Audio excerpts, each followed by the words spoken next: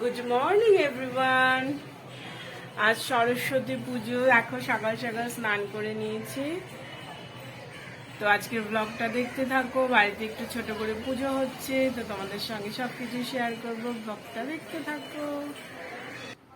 তো দেখো, এখানে আমার পুজোর প্রস্তুতি শুরু হয়ে গেছে।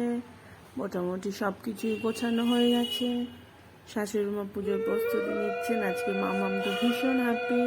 সকালবেলা স্নান টান করে রেডি হয়ে নিয়েছে, আর পুজোর এখানে ঘোরাঘুরি করছে, দৌড়াদৌড়ি করছে। আজও ভীষণ খুশি। পুজোটা তো আসলে ওদেরই, তাই না?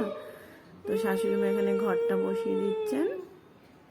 দেখো, পুজোর প্রস্তুতি আমাদের প্রায় শেষ। অবশ্য আমাদের পুজোটা খুব ছোট করেই হচ্ছে, তবে সরস্বতী পুজো তো ভালো তো লাগেই না। সেই ছোটোবেলার কথা মনে পড়ে যায়, ভীষণই ভালো লাগে। তো আমার ছেলে মেয়ে দুজনেই স্নান করে নিয়েছে, ওরা পুজোয় বসবে।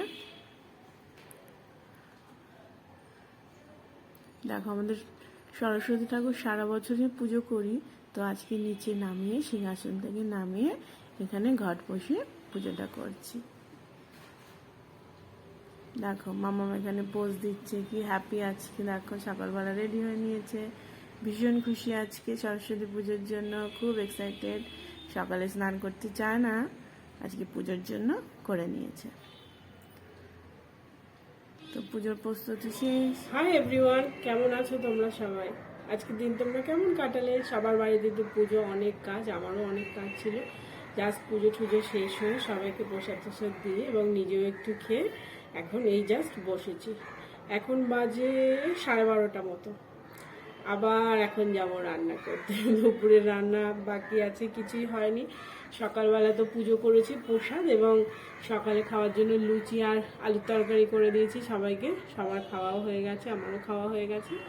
দুপুরবেলা আবার একটু বানাবো আজকে খিচুড়ি আর বেগুন ভাজা। তো চলো, ভিডিওটা তোমরা দেখতে থাকো। আবার দুপুরবেলার লাঞ্চ মেনুটা আজকে তোমাদের সঙ্গে শেয়ার করবো, খিচুড়ি বেগুন ভাজা। তো চলো, দেখতে থাকো। এরপর সোজা চলে এসেছি রান্নাঘরে। খিচুড়ির জন্য মুগ ডাল ভাজা বসিয়ে দিয়েছি, মুগ ডালটা ভেজে নিচ্ছি। পাশের কড়াইতে আলু আর কুমড়ো ভাজা বসিয়েছি। যেহেতু অনেকটাই বেলা হয়ে গেছে, দুদিকে করলে তাড়াতাড়ি হয়ে যাবে। তো ওইদিকে কুমড়ো আলুটা ভাজা হয়ে গেছে, তুলে নিলাম। সাথে মুগ ডালটাকেও ভেজে নিচ্ছি। মাঝে মাঝে নাড়া দিচ্ছি, নাহলে আবার নিচ থেকে লেগে যাবে। তো কুমড়ো আলু ভাজা হয়ে গেছে। এবার ফুলকপিটা একটু হালকা করে ভাপ দিয়ে রেখেছিলাম, ফুলকপিটা সেদ্ধ করে নিচ্ছি। তো কুমড়ো, আলু, ফুলকপি, কড়াইশুঁটি সমস্ত কিছু দিয়ে খিচুড়িটা করব। গোবিন্দভোগ চাল আর মুগ ডাল, একদম ভোগের খিচুড়ি, খেতে কিন্তু দারুণ লাগে। মুগ ডালটা ভাজা হয়ে গেছে, এবার ডালটা ধুয়ে নিচ্ছি জল দিয়ে।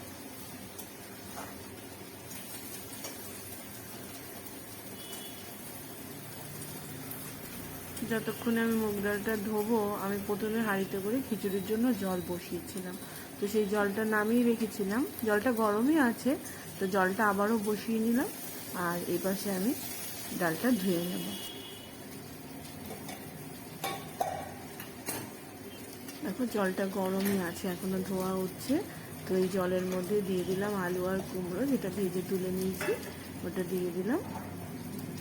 দিয়ে নাড়াচাড়া করে দিলাম। আর এদিকে ফুলকপিটাও ভেজে নিচ্ছি, মাঝে মাঝে নাড়া দিচ্ছি যাতে না নিচ থেকে পুড়ে যায়। তো এবার ডালটা ধোয়া হয়ে গেছে, ডালটা আবার দিয়ে দিচ্ছি জলের মধ্যে।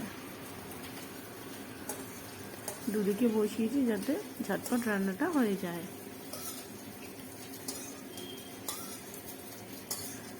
পুজোর দিন খিচুড়ি খেতে কিন্তু ভালোই লাগে। সরস্বতী পুজো আর লক্ষ্মী পুজো, এই দুদিন সাধারণত বাড়িতে খিচুড়ি বেশিরভাগই করি, হয়তো কোনো একদিন বাদ দিলেও বেশিরভাগই সরস্বতী পুজো, লক্ষ্মী পুজো খিচুড়ি কিন্তু হয়। ভোগে দেই না, আলাদা করে রান্না করে নিজেরাই খাই। লক্ষ্মী পুজোতে হয়তো রাতে করে নিই, আর সরস্বতী পুজোতে দুপুরবেলা।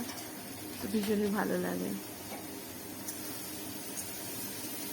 কপিগুলো ভাজা হয়ে এসেছে, এবার তুলে নিচ্ছি।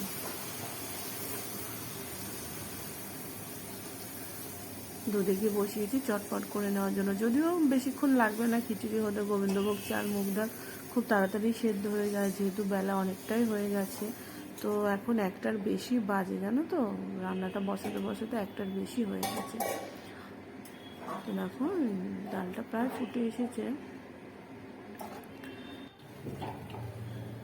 এবার এর মধ্যে দেখো কড়াইশুঁটিগুলো ধুয়ে রেখেছিলাম, কড়াইশুঁটিগুলো দিয়ে দিলাম, কারণ এখন এর কড়াইশুঁটি বেশ শক্ত হয়ে গেছে, সেদ্ধ অনেকটাই সময় লাগে, তাই প্রথমেই দিয়ে দিয়েছি। গোবিন্দভোগ চালটাও ধুয়ে নিয়েছি, এবার এর মধ্যে দিয়ে দিচ্ছি। এবার চাল ডাল ফুটে সেদ্ধ হয়ে গেলে একটু সোমবার দিয়ে দিলেই হয়ে যাবে আমার খিচুড়ি। আর আজকে বেশি কিছু আর করব না, খিচুড়ি দিয়ে খাওয়ার জন্য বেগুন ভাজবো, একটু আলু ভাজবো, যেহেতু বাচ্চারা আলু ভাজা ভালো খায়। আমার মেয়ে অবশ্য অতটা খিচুড়ি খেতে চায় না, তাও আজকে একটু খাইয়ে দেবো। আলু ভাজবো আর কয়েকটা ফুলকপি আলাদা করে রেখেছি, ওদের একটু পকোড়া ভেজে দেবো, খুবই কম, যেহেতু সময় ভীষণই কম। আবার ওই গরম গরম পকোড়া ভাজ দেবো না, অনেকটা সময় লেগে যায়, জানো না তো। তবে খিচুড়ির সঙ্গে কফির পকোড়া খেতে ভালো লাগে, সেই জন্য কয়েকটা রেখেছি, ওদেরকে একটু ভেজে দেবো। নুন আর হলুদ দিয়ে নিলাম, একটু মিক্স করে দিচ্ছি। তোমাদের কাদের কাদের পুজোর দিন খিচুড়ি খেতে ভালো লাগে প্লিজ কমেন্টস করে জানিও। আমার তো খিচুড়ি পুজো কেন, এমনিতেও আমার ভীষণ পছন্দ। শীতকালেও আমি বেশ কয়েকদিন খিচুড়ি রান্না করেছি, একদিন দিনের বেলা, একদিন রাতে অল্প করে খিচুড়ি করে নিয়েছিলাম। শীতের সময় খিচুড়ি খেতে কিন্তু ভালোই লাগে। এবছর যা ঠান্ডা পড়েছিল, দেখো আমার খিচুড়িটা প্রায় হয়ে গেছে, মানে শুধু ফোড়ন দিতে বাকি। তো আমি খিচুড়ি হাঁড়িটাকে ওই পাশের গ্যাসে দিয়ে দিয়েছি, এদিকে কড়াইতে তেল গরম করে ফোড়নে দিলাম তেজপাতা, শুকনো লঙ্কা, 5 ফোড়ন। লঙ্কাটা ভাজা ভাজা হয়ে গেলে এর মধ্যে দিয়ে দেবো আদা বাটা। আদা বাটা বলতে আমি আদাটাকে ঘষে নিয়েছি, বুঝেছো, আদাটাকে ঘষে নিয়েছি, সেই আদা বাটাটা দিয়ে দেবো। 5 ফোড়ন দিয়ে দিচ্ছি। তো খিচুড়িটা আদা বাটা দিয়ে না দিলে কিন্তু ভালো লাগে না, খিচুড়ি আসল ফ্লেভারটা তো ওটা দিয়ে আসবে না। তো আদাটা আমি ঘষে রেখেছি, এবারে তেলের মধ্যে আদাটা দিয়ে দেবো। আদাটা দিলে যা ভালো গন্ধ বার হয়। আমি খিচুড়ির মধ্যে কয়েকটা গোটা কাঁচা লঙ্কা দিয়ে দিয়েছি, কারণ আমার তো বাচ্চারাও ঝাল খায় না, তোমাদের দাদাও ঝাল খায় না, তো আমাদের বাড়িতে ঝাল তেমন কেউ খায় না, শুধু আমিই খাই। সেই জন্য আমি রান্নার মধ্যে কী করি, গোটা গোটা লঙ্কা দিয়ে রাখি। আর কী করবো, কারণ এর মধ্যে যদি লঙ্কা চিড়িয়ে দেই তো অনেকটাই ঝাল হয়ে যাবে, আর ছেলে মেয়েও খেতে পারবে না, আর ওর বাবাও একদম ঝাল খায় না। আর এর মধ্যে আমি জিরে আর ধনের গুঁড়ো মিক্স করে আমি একসঙ্গেই রাখি, কারণ যে কোনো কিছুতে তো দুটো মিক্স করেই দিই। তো 2-3 চামচ মতো মশলা আমি দিয়ে দিয়েছি। আর ওইদিকে হাঁড়ির মধ্যে একটুখানি মিষ্টি দিয়ে নিলাম, চিনি দিয়ে নিলাম, কারণ খিচুড়িটা সামান্য একটু মিষ্টি দিলে ভালো লাগে। আর এই মশলার মধ্যে একটু গরম মশলা দিয়েছি, খুবই সামান্য একটু গরম মশলা দিয়েছি। দেখো খুবই অল্প একটু আবার ঘি ছিল, ঘিটা শেষ হয়ে গেছে, তো যেটুকু ছিল খিচুড়ির মধ্যে দিয়ে নিলাম। ভোগের খিচুড়িতে ঘি গরম মশলা দিলে কিন্তু বেশ ভালো লাগে। খিচুড়ির ওপর থেকে একটু পাতলা ঝোল এই মশলাটার মধ্যে দিয়ে নিলাম, তারপরে এটা খিচুড়ির মধ্যে ঢেলে দেবো। তো তারপরে আমার খিচুড়ি একদম রেডি। যা দারুণ গন্ধ বেরিয়েছে না বন্ধুরা, ভীষণই ভালো, খুব ভালো লাগছে। দেখো তো আমার খিচুড়ি রান্না করা রেডি। তো এখন তো 2 বেজে গেছে, জানো তো, এবার সবাইকে খেতে দিয়ে দেবো। খেতে দিয়ে দেবো বললে হবে না, সাথে বেগুন ভাজতে হবে। তো বেগুন ভাজা আমার হয়ে গেছে, বেগুন ভাজা আলু ভাজা সব ভেজে সবাইকে খেতে দেওয়াও হয়ে গেছে, সবার প্রায় খাওয়া হয়েও গেছে। এবার আমার খাবারটা আমি বেড়ে নিচ্ছি। আমি লাস্টেই খাই, যেহেতু মেয়েকে খাইয়ে দিতে হয়। হ্যাঁ, তো ওদেরকে একসঙ্গে, ওর বাবাকে, ছেলে মেয়েকে দিয়ে ওদের প্রায় খাওয়া হয়ে গেছে, মেয়ের খাওয়া হলেই আমি খাই। দেখো 2টো কফির পকোড়া, আলু ভাজা, বেগুন ভাজা। তো দুপুরবেলার লাঞ্চ মেনুটা দেখো দারুণ হয়েছে, আমার তো ভীষণ ভালো লাগে।